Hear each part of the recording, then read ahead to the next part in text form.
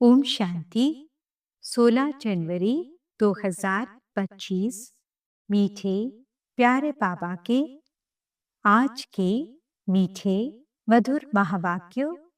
आज की मुरली के कुछ मुख्य पॉइंट्स।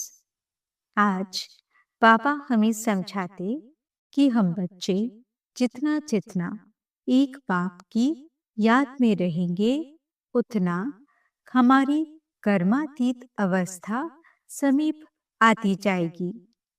जो बच्चे बाप को एक्यूरेट याद करते हैं, उनकी चलन बहुत रॉयल होती है। ऐसे बच्चे सर्विसेबल बन बहुतों का कल्याण करते हैं और अपार खुशी में रहते हैं।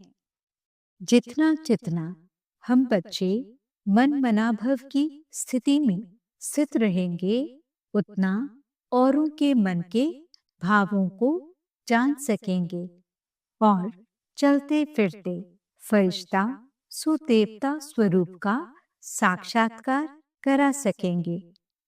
तो चलिए सुनते हैं आज की बाबा की मीठी प्यारी मुरली। ओम शांति। बाबा कहते, मीठे बच्चे याद का चार्ट रखो। जितना जितना याद में रहने की आदत पड़ती जाएगी, उतना पाप कटते जाएंगे, कर्मातीत अवस्था समीप आती जाएगी। प्रश्न, चार्ट ठीक है व नहीं, इसकी परख किन 4 बातों से की जाती है? उत्तर, पहला आसामी, दूसरा चलन, तीसरा सर्विस और चौथा खुशी। बाप दादा इन 4 बातों को देखकर बताते हैं कि इनका चार्ट ठीक है या नहीं। जो बच्चे म्यूजियम या प्रदर्शनी की सर्विस पर रहते, जिनकी चलन रॉयल है, अपार खुशी में रहते हैं, तो जरूर उनका चार्ट ठीक होगा। गीत मुखड़ा देख ले प्राणी। ओम शांति। बच्चों ने गीत सुना, इसका अर्थ भी अंदर जानना चाहिए कि कितने पाप बचे हुए हैं, कितने पुण्य जमा हैं। अर्थात आत्मा को सतो प्रधान बनने में कितना समय है, अभी कितने तक पावन बने हैं, यह समझ तो सकते हैं ना। चार्ट में कोई लिखते हैं हम 2-3 घंटा याद में रहे, कोई लिखते हैं 1 घंटा। यह तो बहुत कम हुआ। कम याद करेंगे तो कम पाप कटेंगे। अभी तो पाप बहुत है ना, जो कटे नहीं हैं। आत्मा को ही प्राणी कहा जाता है। तो अब बाप कहते हैं, हे आत्मा, अपने से पूछो, इस हिसाब से कितने पाप कटे होंगे। चार्ट से मालूम पड़ता है हम कितना पुण्य आत्मा बने हैं। यह तो बाप ने समझाया है। कर्मातीत अवस्था अंत में होगी। याद करते करते आदत पड़ जाएगी, तो फिर ज्यादा पाप कटने लगेंगे। अपनी जांच करनी है, हम कितना बाप की याद में रहते हैं। इसमें गप मारने की बात नहीं, यह तो अपनी जांच करनी होती है। बाबा को अपना चार्ट लिख कर देंगे तो पापा झट बताएंगे कि यह चार्ट ठीक है व नहीं। आसामी, चलन, सर्विस और खुशी को देख बाबा झट समझ जाते हैं कि इनका चार्ट कैसा है। घड़ी घड़ी याद किनको रहती होगी? जो म्यूजियम अथवा प्रदर्शनी की सर्विस में रहते हैं। म्यूजियम में तो सारा दिन आना जाना रहता है। दिल्ली में तो बहुत आते रहेंगे। घड़ी घड़ी बाप का परिचय देना पड़ता है। समझो, किसको तुम कहते हो विनाश में बाकी थोड़े वर्ष हैं, कहते हैं यह कैसे हो सकता है? फट से कहना चाहिए, ये कोई हम थोड़े ही बताते हैं। भगवानुवाच है ना। भगवानुवाच तो जरूर सत्य ही होगा ना। इसलिए बाप समझाते हैं, घड़ी घड़ी बोलो, यह शिव बाबा की श्रीमत है। हम नहीं कहते, श्रीमत उनकी है, वह है ही ट्रूथ। पहले पहले तो बाप का परिचय जरूर देना पड़ता है। इसलिए बाबा ने कहा है, हर एक चित्र में लिख दो शिव भगवानुवाच। वह तो एक्यूरेट ही बताएंगे, हम थोड़े ही जानते थे। बाप ने बताया है तब हम कहते हैं। कभी कभी अखबार में भी डालते हैं, फलाने ने भविष्यवाणी की है कि विनाश जल्दी होगा। अब तुम तो हो बेहद पाप के बच्चे। प्रजापिता ब्रह्मा कुमार कुमारियां तो बेहद के हैं ना। तुम बताएंगे हम बेहद पाप के बच्चे हैं। वही पतित पावन ज्ञान का सागर है। पहले यह बात समझाकर पक्का कर, फिर आगे बढ़ना चाहिए। शिव बाबा ने यह कहा है, यादव कौरव आदि विनाश काले विपरीत बुद्धि। शिव बाबा का नाम लेते रहेंगे तो इसमें बच्चों का भी कल्याण है। शिव बाबा को ही याद करते रहेंगे। बाप ने जो तुमको समझाया है वह तुम फिर औरों को समझाते रहो, तो सर्विस करने वालों का चार्ट अच्छा रहता होगा। सारे दिन में 8 घंटा सर्विस में बिजी रहते हैं, करके 1 घंटा रेस्ट लेते होंगे। फिर भी 7 घंटे तो सर्विस में रहते हैं ना। तो समझना चाहिए उनके विकर्म बहुत विनाश होते होंगे। बहुतों को घड़ी घड़ी बाप का परिचय देते हैं, तो जरूर ऐसे सर्विसेबल बच्चे बाप को भी प्रिय लगेंगे। बाप देखते हैं यह तो बहुतों का कल्याण करते हैं। रात दिन इनको यही चिंतन है, हमको बहुतों का कल्याण करना है। बहुतों का कल्याण करना गोया अपना करते हैं। स्कॉलरशिप भी उनको मिलेगी जो बहुतों का कल्याण करते हैं। बच्चों को तो यही धंधा है, टीचर बन बहुतों को रास्ता बताना है। पहले तो ये नॉलेज पूरी धारण करनी पड़े। कोई का कल्याण नहीं करते तो समझा जाता है इनकी तकदीर में नहीं है। बच्चे कहते हैं, बाबा हमको नौकरी से छुड़ाओ, हम इस सर्विस में लग जाएं।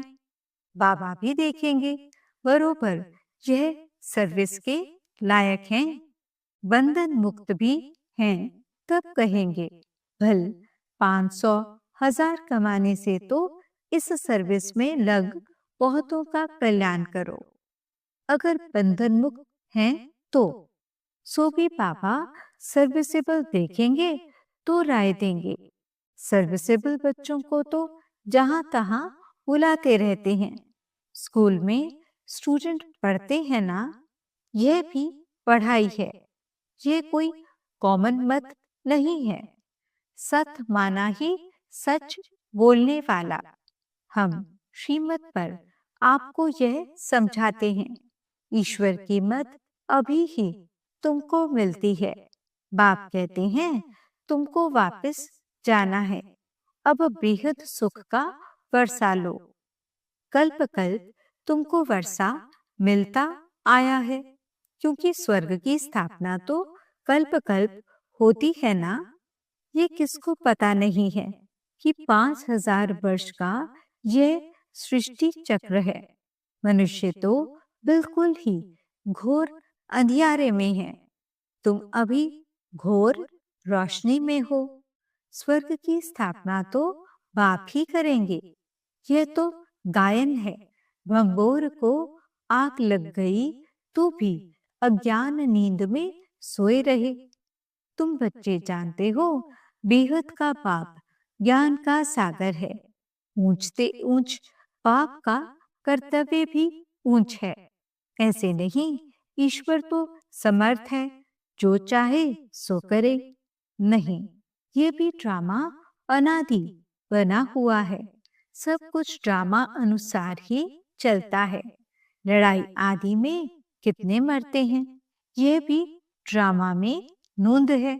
इसमें भगवान क्या कर सकते हैं? अर्थक्वेक आदि होती हैं तो कितनी लड़ियां मारते हैं, हे भगवान। परंतु भगवान क्या कर सकते हैं? भगवान को तो तुमने बुलाया है, आकर विनाश करो। पतित दुनिया में बुलाया है, स्थापना करके सबका विनाश करो। मैं करता नहीं हूँ, यह तो ड्रामा में नोंद है।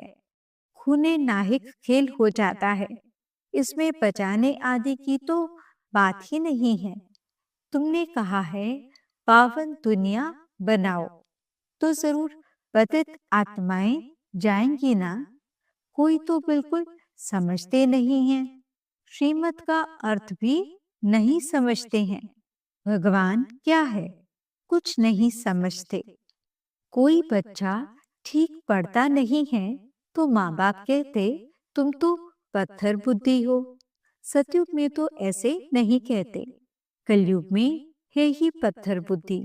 पारस बुद्धि यहाँ कोई हो न सके।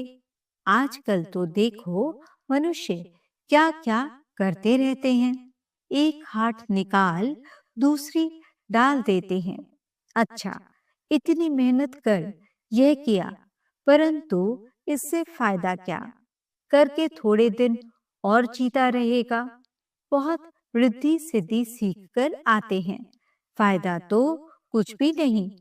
भगवान को याद ही इसलिए करते हैं, हमको आकर पावन दुनिया का मालिक बनाओ।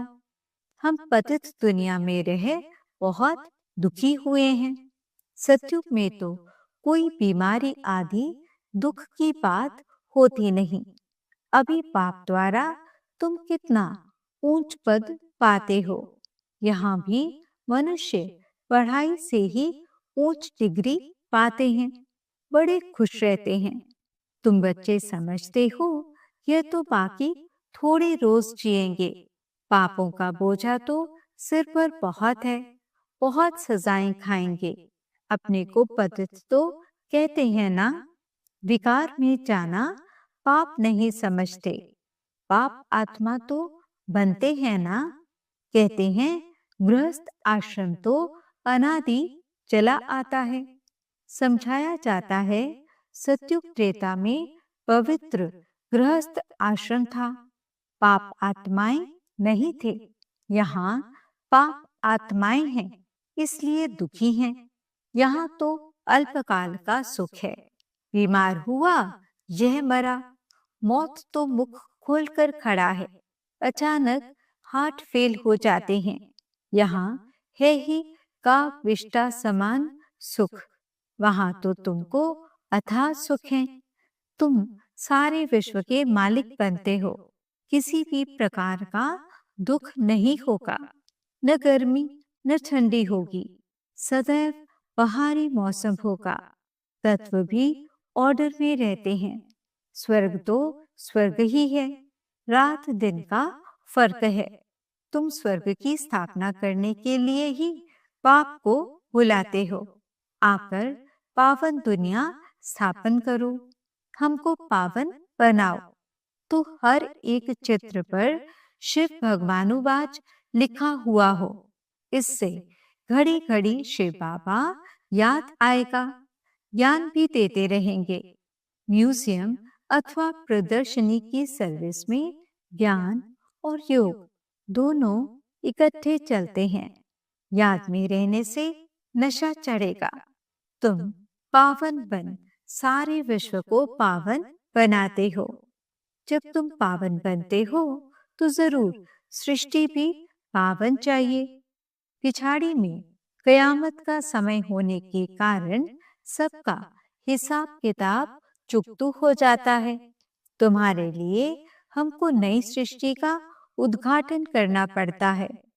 फिर ब्रांचेस खोलते रहते हैं। पवित्र बनाने के लिए नई दुनिया सतयुग का फाउंडेशन तो बाप बिगैर कोई डाल न सके, तो ऐसे बाप को याद भी करना चाहिए। तुम म्यूजियम आदि का उद्घाटन बड़े आदमियों से कराते हो तो आवाज होगा, मनुष्य समझेंगे यहाँ यह भी आते हैं। कोई कहते हैं तुम लिख कर दो, हम बोलेंगे वह भी रॉन्ग हो गया। अच्छी रीति समझकर बोलें ओरली तो बहुत अच्छा है। कोई तो लिखत पढ़कर सुनाते हैं जिससे एक्यूरेट हो। तुम बच्चों को तो ओरली समझाना है।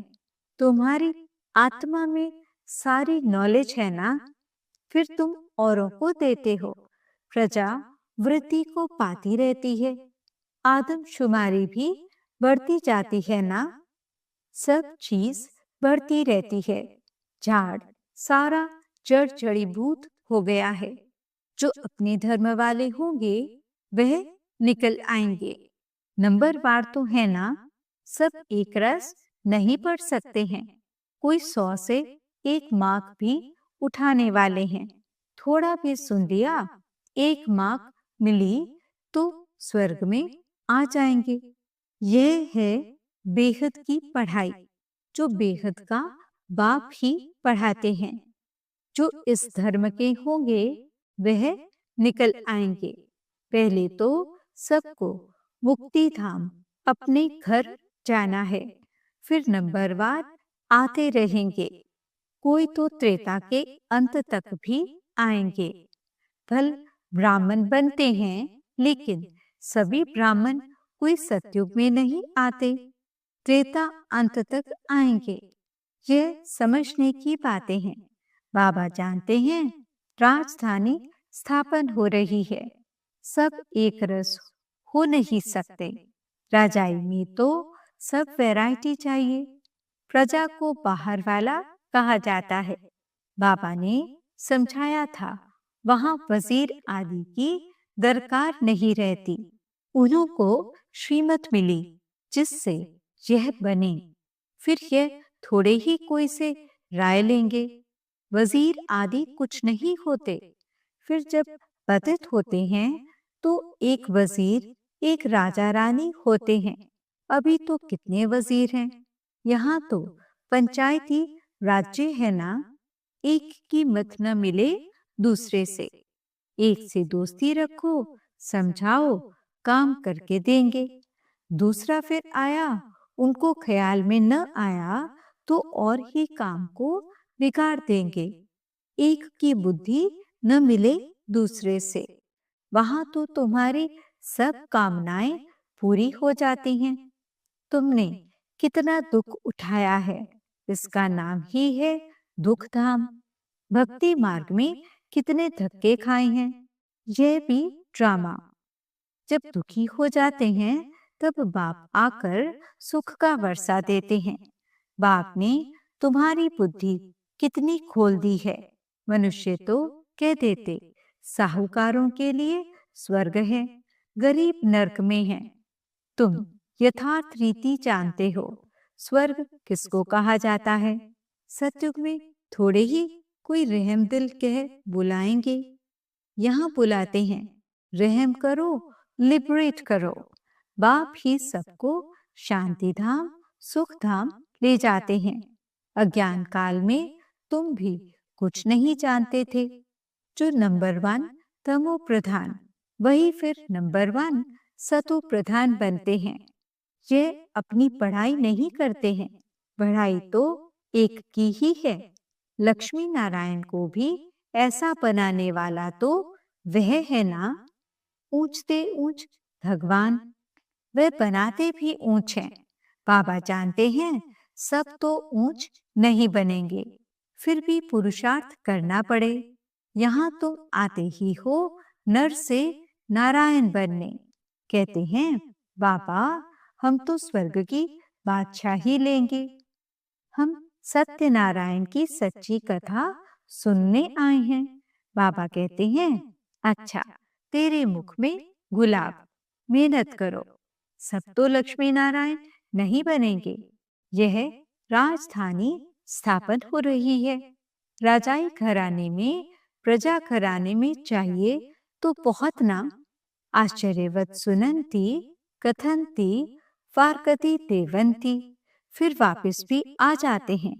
जो बच्चे अपनी कुछ न कुछ उन्नति करते हैं तो चढ़ पड़ते हैं, सरेंडर होते ही हैं। गरीब देह सहित और कोई भी याद न रहे।